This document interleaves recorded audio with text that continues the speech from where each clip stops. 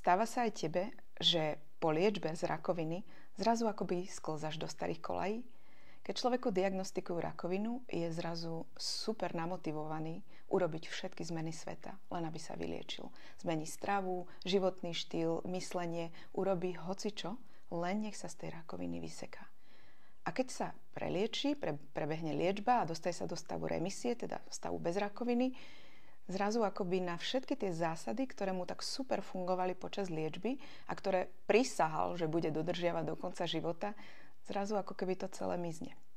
Ak si sa v tom našiel, nezúfaj. Vôbec v tom nie si sám. Nerobia to len diagnostikovaní ľudia, robia to aj zdraví ľudia, takže sme v tom všetci spolu. Dám ti jeden malý tip, ktorý by ti v tomto mohol pomôcť.